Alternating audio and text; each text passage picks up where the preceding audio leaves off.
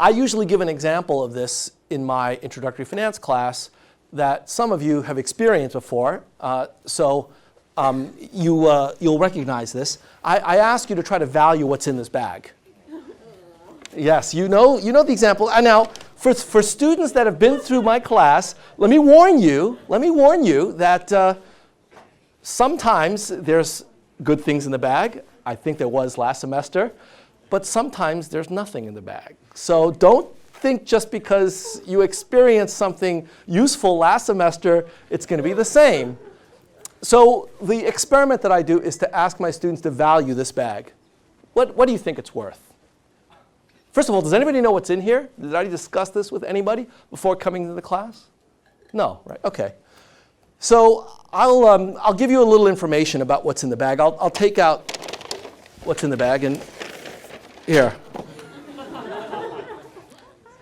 You got this bag. So what do you think this bag is worth? Can we put a number on it? Well, the experiment that I'd like to conduct today, the one that I do with my introductory finance class, is to auction this off to the highest bidder in this room. Now, I'm going to do this for real as I do in my introductory finance class, which means that if you win the bid, you will have to pay me after class for whatever is in the bag. Okay? That's it. I'm going to run this and we'll see who the highest bidder is, and from that perspective, we'll actually be able to figure out what the value of the bag is. So if you're not willing to pay, do not bid on the bag, okay? And again, for my students who've gone through this, warning, there could be nothing here. So please do not use past performance as a prediction for future return. All right, who wants to start the bidding? Anybody? Yeah, Sophia. $5. Okay, anybody want to go higher than that? George? $30. Oh my God. Yeah, Daisy. $50. Yeah, anybody got $55? Sam? What? $70. Oh my God. Now, I feel obligated to repeat one more time. There could be nothing in the bag. And so, no tears. Don't come to me afterwards and complain that you got a bag full of nothing and you paid $70. That's the high bid. Anybody want to go higher than that? $70? Going once? $71. Okay. Anybody want to go higher than 71? $75. Anybody higher than that? $76. Yeah. $80. Okay. $80. Anybody want to go higher than 80? $80. $81.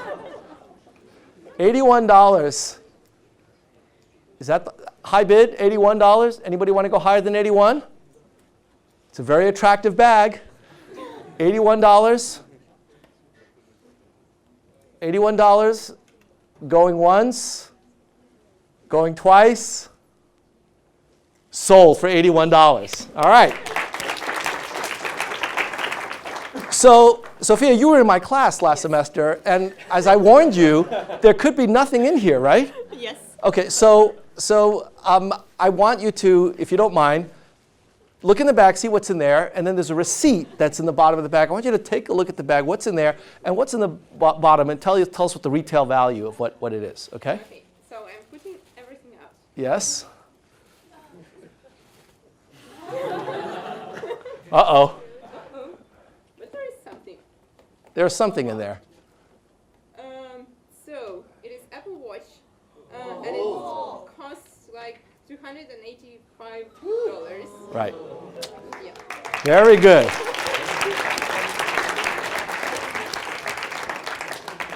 Now, we have to analyze what just happened because something strange occurred.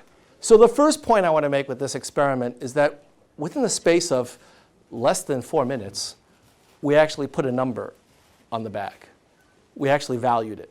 And that value is actually not the correct number in one sense. It's far off of what the actual value was, but that's only after the fact. Ahead of time, all you knew was there could be nothing in the bag, there could be countless riches in the bag, and the wisdom of crowds, namely all of you who actually took the time and effort and the risk to bid on this, you ultimately set the market value of the bag at $81.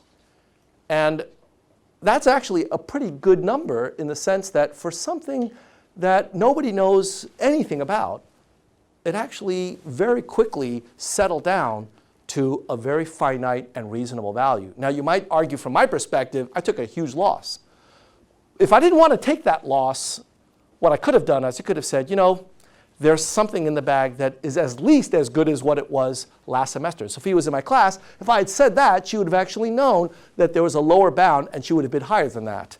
So I could have engineered a way of getting a higher bid if I were willing to provide the transparency. I didn't want to do that. Selling something that actually has no transparency whatsoever is possible, but you're not going to get very much for it if you do that. The more transparency you can provide, the better the bids are going to be. So imagine if that bag were a candidate drug target, and I didn't take the time to explain to you what an angiogenesis inhibitor was, or what immunotherapy was. If you had no idea what was in the bag, what do you think you're going to pay for it? Next to nothing. The more transparency we can provide, the more we can allow the wisdom of crowds to actually settle in and figure out what could actually be in the bag. So the wisdom of crowds does work, but it's not perfect. It actually operates in a very haphazard way, as we saw here. You know, fortunately, Sophia was in the class today. If she weren't, I might have only gotten $70 for what was in the bag. On the other hand, you know, I've done this before in conferences where I've auctioned this off to hedge fund managers, and I had to stop the bidding once at $10,000. And you know, that clearly wasn't about what was in the bag. There were other issues going on in the room. Markets are not perfect, but you should never ignore what they say, because there is wisdom in the crowds. In particular, there is a sense in which that you probably knew that even though I warned you that there could be nothing in the bag, as a faculty member here at the Sloan School lecturing to tuition-paying students, probably it would not be a good thing for me to put nothing in the bag and take $81. All right? So that's the sense in which markets operate. And I give this illustration at the beginning of these classes because I want you to understand how markets can and cannot function in various different situations.